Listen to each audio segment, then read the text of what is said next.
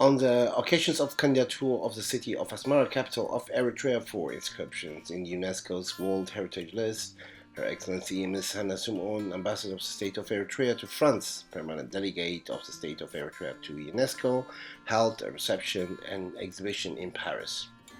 Dear Ambassadors, Excellencies, dear guests, today I'm really happy to see you here at the opening of the exhibition, Asmara, City of Dreams.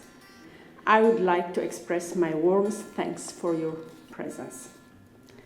Eritrea has submitted the candidature of Asmara, capital of Eritrea, for inscription in UNESCO's World Heritage List.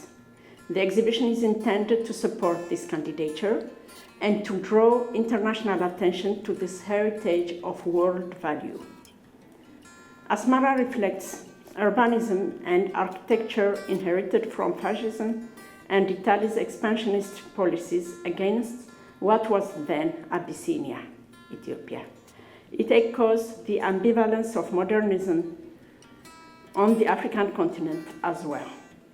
Asmara has developed into a unique modern city with a mix of European, Italian, and African Eritrean cultures in which various religions and ethnic groups have cohabited for centuries in peace and tolerance.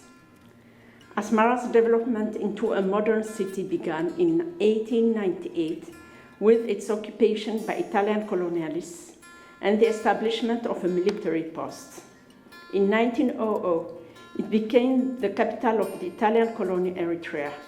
Up to the early 1930s, it witnessed the rise of numerous buildings intended for public, cultural, and business uses, along with the construction of villas and other houses.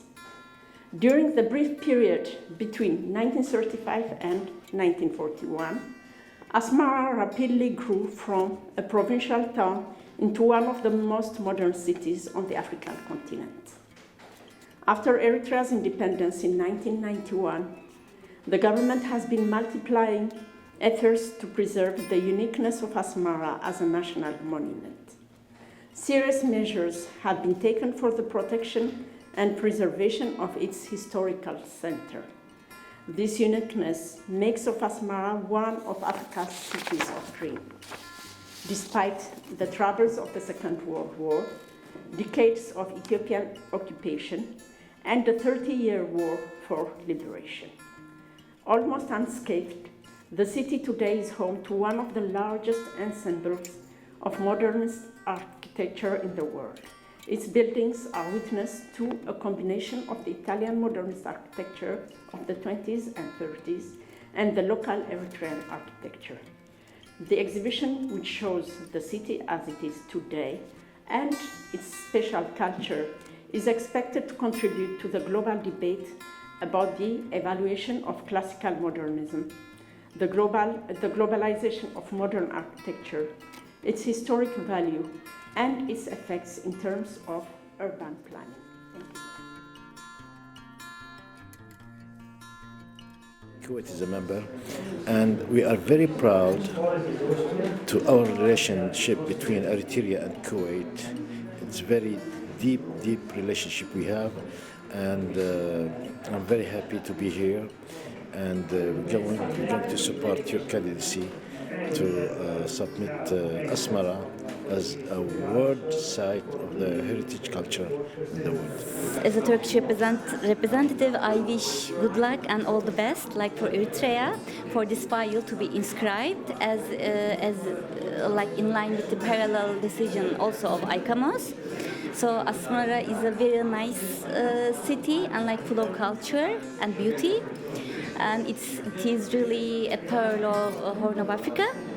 So I really recommend and wish all the other people to go and see Asmara. First of all, I would like to say that how much I'm happy that you did that, because the old civilization, old nations should be known by the others, and also there should be an encouragement that they come together more for their history. And this is especially in the case of Asmara is very meaningful, because it means they united, means that they get together to make it. Therefore, the creation of this heritage and the history of that could be a symbol of unity. Unity for people to know each other, to know their culture, to know their roots, because there are old nations are like this. They don't live with money or position. They live with culture. They breathe with culture. It's shameful that Eritrea, the country with such a long and brilliant history, until now hasn't inscribed any site. And I believe that this is symbolically very important for the people of Eritrea, for the pride for the people of Eritrea, then to start now in Cracovia. And here in Paris, we have just, how to say, the French say the avant-goût. We feel before it happened how it will be in Cracovia. And really I hope that it will happen in the best way, and that Eritrea is starting now inscribing really the very important sites for its heritage. It's only the beginning, and we are with Eritrea, and we will have our best in order to help you to inscribe this very important combination of modern and traditional architectural complex in Cracovia. I didn't expect this picture of an African capital. I had different pictures in mind, and I was fascinated because some books say it's Roman-style city or an Italian-style city, and somewhat it's true, but it's a mixture of everything, so it's unique, I think. Ambassador Hanna said that Asmara City of Dreams is a gem of world inheritance and has an excellent choice of becoming UNESCO's World Heritage Site. Ambassadors of the government of Poland, Finland, Portugal, Cuba, Turkey, Kuwait, Serbia, Iran, Italy, Zimbabwe, Indonesia, Peru, Tanzania, Tunisia, Angola, the Republic of Korea, and embassy staff attended the reception. Africa has the least number of World Heritage Sites globally, and as a member of the World Heritage Committee, I am very encouraged that we have a nomination that comes recommended. I have seen the exhibition of Asmara. We have had the presentation of Asmara, and also what impresses me most is the inbuilt and the indigenous technical knowledge to maintain the buildings that were left by the colonial government many years ago. And I think this is going forward a very encouraging step. So good luck for the inscription in Krakow, and we will be happy to welcome Asmara as a World Heritage Site. We have very close roots, historical, cultural, social, political, and we are very proud of the relation that we have with Eritrea and with Africa. It's a country and a continent that Cubans have very close to their heart, and it's something that we have as I said, in our heart. We are very close in all the issues. It's very, very common, and we are proud of that link. From our overall view of our presentations, just to highlight that how Eritrea's effort in the conservation of its rich architectural heritage. So I think from from impression from the World Heritage Committee, I think the technical evaluation of e-commerce is recommended for inscriptions. I think Eritrea is in the right track. So I think in Krakow will be the final declarations endorsement of the World Heritage Committee. So I think it is a very, very good event and sessions.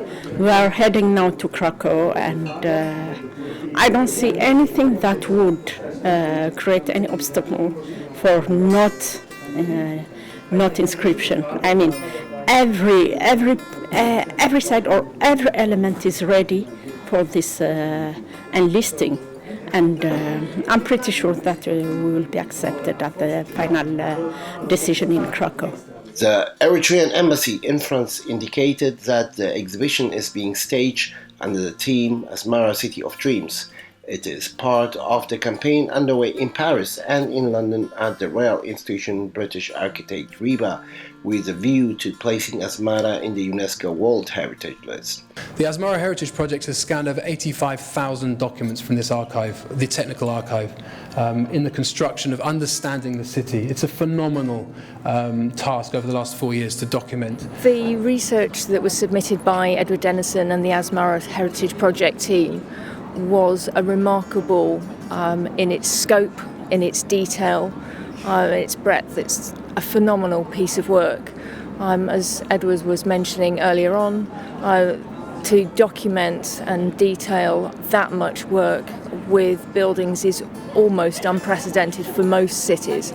And the scale of the nomination, encompassing so much of the city, I think is remarkable. It's interesting because I work also as a consultant, and everyone comes to me saying, we want our city to be a World Heritage City. So right around the road, whether you're in Southeast Asia, whether you're in the Middle East, whether you're in Africa or Europe, everyone is trying to become a World Heritage City, World Heritage Site. So I think that just shows in its way, it's not just us as experts saying this is important that we recognise heritage, it's important that we understand why heritage is important, but actually mayors, governments, local community groups saying, why can't our city be a World Heritage Site? So I think people are really seeing that this is important, and it's important about identifying their city, and some of it's competition. They said, well, they've got a World Heritage City, we want one too. They can be a World Heritage City, we want to be one too. So I think also seeing Asmara, you're going to find some of your neighbours are beginning to say,